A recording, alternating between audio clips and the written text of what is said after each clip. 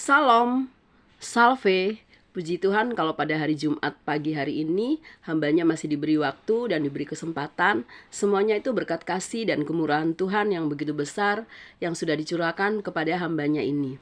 Dan puji Tuhan juga kalau hambanya juga masih diizinkan boleh bangun di pagi hari dan boleh mewartakan kebenaran Injil Tuhan, yaitu tentang orang-orang yang terpilih. Di sini saya ingin berbagi tentang kisah orang-orang yang terpilih, seperti Bapak Abraham, Bapak Musa, Raja Daud, Raja Salomo, Nabi Elia, Nabi Yesaya, dan masih banyak nabi-nabi yang lainnya juga. Karena kalau di dalam kitab suci, nabi kecil itu jumlahnya 12 dan nabi besar itu jumlahnya 4. Tetapi ada juga seorang wanita yang dijuluki Nabiyah. Kalau buat laki-laki itu nabi, tetapi kalau buat perempuan itu Nabiyah. Nah, di sini juga apakah di zaman sekarang ada juga orang-orang yang dipilih oleh Allah? Pasti ada. Karena kalau dia betul-betul mengasihi Allahnya, mengasihi Sang Penciptanya, dan orang itu tentunya hidup di dalam ketaatan dan kebenaran, ya oke, mungkin dulu dia jatuh dalam dosa, tetapi dia sudah bertobat, tetapi dia sudah berbalik dan memohon ampun atas dosa-dosanya. Nah, pasti Allah akan menunjukkan karyanya kepada orang tersebut. Karena kalau kita baca dalam ayat-ayat kitab suci juga, banyak orang yang dipilih itu bukan merasa dia paling benar, paling pintar, tidak. Tapi malah banyak orang-orang yang pernah jatuh dalam dosa. Nah, itulah orang yang dipilih oleh Allah, tetapi dia mau bertobat, dia mau berbalik, dia mau menjadi pengikut Kristus. Nah, di zaman sekarang pun ada juga orang-orang yang dipilih oleh Allah, yaitu tadi kalau yang laki-laki dijuluki nabi, tetapi yang perempuan dijuluki Nabiyah. Dan kalau nabi palsu itu, perkataan yang dia ucapkan, yang dia ramalkan itu, nabi palsu ini tidak pernah akan terjadi. Tetapi kalau nabi yang benar, setiap perkataannya itu terjadi dan menjadi kenyataan. Begitupun juga dengan Nabiyah. Nabiyah julukan buat wanita ya. Pasti dia juga kalau berkata menjadi kenyataan dan benar, berarti dia orang-orang yang terpilih, orang-orang yang dipilih oleh Allah, dan dia diberikan kasih karunia yang luar biasa. Tetapi di sini tetap kita juga tidak boleh menyombongkan diri kita ya. Karena itu semua datangnya dari Allah. Tetapi kalau seandainya kita diberikan kasih karunia yang begitu besar dan luar biasa itu, nah kita pun selalu bertekun dalam doa, selalu membaca kitab sucinya, jangan terus-terusan jatuh di dalam perbuatan dosa. Nah, kita akan dipakainya lebih dahsyat lagi. Dan tentunya itu tadi saya selalu bilang, jangan menyombongkan diri kita. Dan tentunya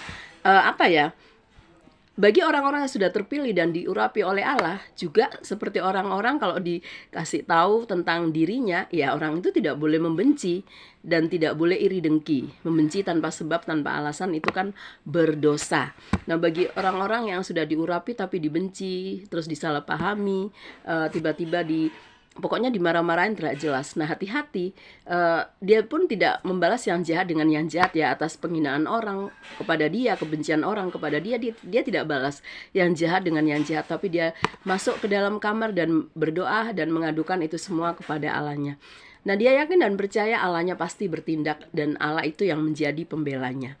Nah, jadi biarlah sesuatu yang tersembunyi itu buat Allah, tetapi sesuatu yang tidak tersembunyi itu buat kita, dan itu buat kita, dan itu kita boleh menyatakan. Kalau ada orang yang jatuh dalam dosa, kita boleh menegur dosanya, kita boleh ingatkan agar mereka juga berbalik dan mau bertobat. Nah, seperti ayat firman Tuhan di Ulangan ini, yaitu tentang seorang nabi yang bagaimana yang benar. Apabila di tengah-tengahmu muncul seorang nabi atau seorang pemimpin dan ia memberitahukan kepadamu suatu tanda atau mujizat, dan apabila tanda mujizat yang dikatakannya kepadamu itu terjadi, dan ia membujuk, mari kita mengikuti Allah lain yang tidak kau kenal, dan mari kita berbakti kepadanya, maka janganlah engkau mendengarkan perkataan nabi atau pemimpin itu, sebab Tuhan Allahmu mencoba kamu untuk mengetahui apakah kamu sungguh-sungguh mengasihi Tuhan Allahmu dengan segenap hatimu dan dengan segenap jiwamu. Nah, kadang-kadang juga ada nabi palsu juga terkadang seperti sihir-sihir begitu. apa ya, yang menjadi perkataannya juga bisa terjadi. Tetapi kalau dia mengajak kamu untuk menyembah kepada ilah yang lain, Allah yang lain, ya kamu jangan percaya walaupun perkataannya itu terjadi. Tetapi kalau dia nabi yang asli, perkataannya terjadi dan mujizatnya terjadi yang dia perkatakan, tetapi dia tetap menyembah kepada Allah yang benar, Allah yang maha kuasa, Allah Tritunggal Maha Kudus. Nah, itulah yang harus kamu ikuti dan kamu percayai. Jadi begitu ya teman-teman.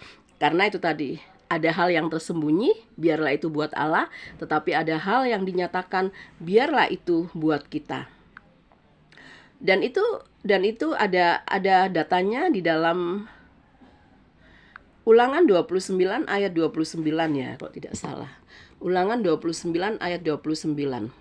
Hal-hal yang tersembunyi ialah bagi Tuhan Allah kita, tetapi hal-hal yang dinyatakan ialah bagi kita dan bagi anak-anak kita sampai selama-lamanya, supaya kita melakukan segala perkataan hukum Taurat. Nah, jadi hal-hal yang tersembunyi biarlah itu buat Allah, bagi Tuhan Allah kita, tetapi hal-hal yang dinyatakan ialah bagi kita dan bagi anak-anak kita sampai selama-lamanya, supaya kita melakukan segala perkataan hukum Taurat ini.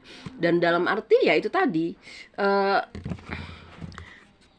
kalau seandainya kita dipilih dan kita diberi kasih karunia sebesar itu, seandainya kita berbicara menjadi kenyataan dan benar, dan kalau mendoakan orang, tumpang tangan sama orang itu bisa sembuh, itu diberi kasih karunia yang luar biasa buat kita. Tetapi selalu saya mengingatkan, jangan kita sombong dan jangan kita arogan, tapi kita selalu merendahkan hati kita di hadapan Allah Bapa di surga. Dan kalau seandainya ada orang yang sudah diurapi dan dipilih oleh Allah, tetapi orang itu menganggap sepele, menganggap enteng, dan dia bilang katanya mengejek kita ya, maksudnya mengejek kita dengan hinaan mereka, dengan perkataan mereka, membenci kita tanpa sebab, tanpa alasan, kita pun gak perlu membalas ejekan dan kebencian mereka, dan membalasnya yang jahat dengan yang jahat tidak perlu. Tetapi kita serahkan itu semua kepada Tuhan, kita masuk di dalam kamar, kita melepaskan pengampunan. Nah, disitulah Allah akan bertindak dan bekerja luar biasa. Jadi begitu ya teman-teman.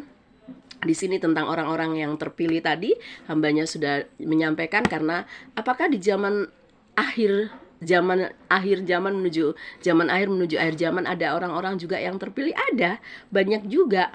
Jadi apa ya, tidak perlu juga kita menyombongkan diri kita.